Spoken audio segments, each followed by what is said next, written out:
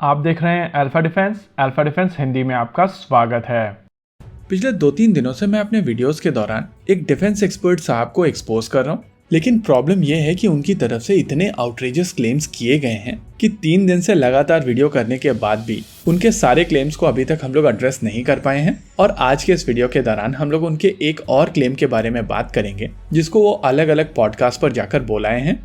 Expert साहब की तरफ से क्लेम किया जाता है कि इंडियन एयरफोर्स अलग अलग देशों से अलग अलग सिस्टम्स एक्वायर करती है, जिसके चलते इंडियन एयरफोर्स के सिस्टम्स के साथ में इंटीग्रेशन के इशू हैं और आगे चलकर इंडियन एयरफोर्स अपनी S-400 से रफाल फाइटर जेट्स को मारकर गिरा लेगी, जैसा कि इंडियन एयरफोर्स के MI-17 वाले केस में हुआ था। देखिए, ये चीज एक काफी कॉम्प्लिकेटेड इशू है और जरूरी है कि हम लोग इसके बारे में डिटेल में बात करें।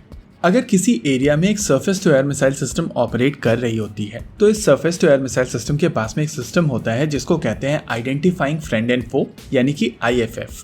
IFF की मदद से हवा में मौजूद एयरक्राफ्ट से पूछा जाता है कि आप अपनी आइडेंटिटी बताइए, और ऐसा ना होने पर यह surface to air missile system उसको शूट डाउन करती है।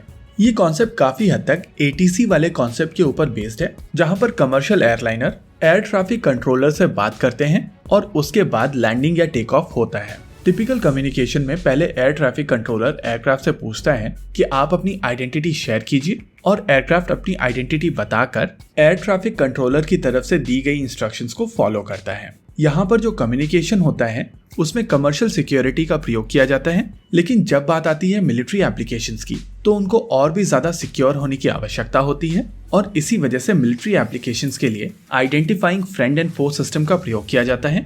नॉर्मली ग्राउंड स्टेशंस के पास में इंटरोगेटर होता है, और जब भी कोई एयरक्राफ्ट इसके कांटेक्ट में आता है ये उसको इंटरोगेशन बर्स्ट भेजता है। एयरबॉर्न ट्रांसपॉन्डर इस चीज को रेस्पॉन्ड करता है और उसके हिसाब से फ्यूचर कोर्स ऑफ एक्शंस देखे जाते हैं। अगर फ्लाइंग एयरक्राफ्ट आपका अपना एयरक्राफ्ट होता है तो नेचुरली उसके पास में इंक्रिप्शन की होती है और इसी वजह से आप लोग कम्युनिकेट कर पाते हैं। लेकिन एनिमी के पास में आपकी वो सिक्योर की नहीं होती है, और इसी वजह से आपको समझ में आ जाता है कि जो एयरक्राफ्ट इस समय हवा में है वो एनिमी एयरक्राफ्ट है और अब आपको उसको एंगेज करना है। नॉर्मली ये सारा कम्युनिकेशन UHF और VHF के ऊपर होता है, यानी कि बेसिक कम्युनिकेशन सिस्टम्स। और यहाँ पर जो चीज सिक्योरिटी इंश्योर करती है वो है ये एन्क्रिप्शन की। प्रॉब्लम यह है कि इस चीज के बारे में बात करते समय डिफेंस एक्सपर्ट साहब MI-17 वाले केस को इन्वॉल्व कर लेते हैं और फैक्ट्स को तोड़ मरोड़ के वहां पर पेश कर देते हैं।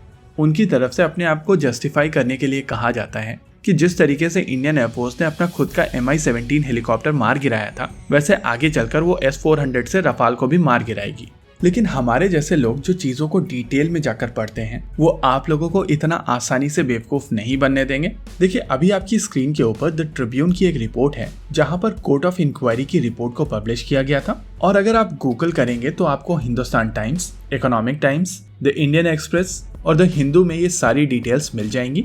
यानी कि ये इन्फॉर्मेशन जो द ट्रिब्यून में छपी हुई है वो एक वन ऑफ इन्फॉर्मेशन नहीं है, ये कोर्ट ऑफ इंक्वायरी की एक्चुअल रिपोर्ट जो मीडिया में पब्लिश हुई है उसके पॉइंटर्स हैं। इस रिपोर्ट में बताया गया था कि इंडियन एयरफोर्स के इस हेलीकॉप्टर में जो identifying friend and foe system था वो बंद था, यानी कि हेलीकॉप्टर कम्युनिकेट नहीं कर रहा था। नेचुरली वहां पर ग्राउंड कंट्रोल स्टेशन की तरफ से उनको दूसरे कम्युनिकेशन मेथड पर हेल करना चाहिए था, लेकिन ऐसा किया नहीं गया। इंडियन एयरफोर्स की तरफ से एक स्टैंडर्ड ऑपरेटिंग प्रोसीजर दिया जाता है जिसके हिसाब से चीजों को ऑपरेट करना चाहिए, और यहाँ पर उस चीज को फॉलो नहीं किया गया।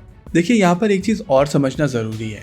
हम लोग यहाँ पर जिस इंसिडेंट्स के बारे में बात कर रहे हैं वहाँ पर 7 लोगों ने अपनी जान गंवाई थी, और identifying friend and foe system को बंद रखने का ब्लेम जिस आदमी के ऊपर जा रहा है उसने भी इस इंसिडेंट्स के दौरान अपनी जान गंवाई है। तो यहाँ पर हम लोगों को सेंसिटिव होकर बात करने की आवश्यकता है। कहीं ना कहीं यही कारण है कि इंडियन एयरफोर्स की तरफ से इस चीज को लेकर बहुत ज्यादा खुलकर बातचीत नहीं की जाती है, और इसी चीज का फायदा उठाते हैं ये डिफेंस एक्सपर्ट साहब। इनको पता है कि इंडियन एयरफोर्स यहाँ पर ज्यादा बातचीत करेगी नहीं, तो चलिए अपना प्रोपेगेंडा चलाते रहते हैं। चीजों को अगर ओवर सिंप्लीफाई किया जाए तो यहाँ पर डिफेंस एक्सपर्ट साहब की तरफ से कहा जा रहा है कि अगर कोई कार ड्राइव करते समय सीट बेल्ट नहीं लगाता है और उसका एक्सीडेंट होता है तो गलती मैन्युफैक्चरर की है, और उस मैन्युफैक्चरर की कार उन रोड्स पर नहीं चल सकती है। चलिए अब वापस आते हैं S-400 और रफाल के ऊपर। वैसे तो ये चीज क्लियर है कि identifying friend and foe system basically UHF और VHF कम्युनिकेशन के साथ में ऑपरेट करते हैं, लेकिन अगर आप टर्की की बात करें तो टर्की के ज्यादातर सिस्टम नेटो स्टैंडर्ड के सिस्टम्स हैं, और उनकी तरफ से S-400 ट्रायम्फ को अक्वायर किया गया था।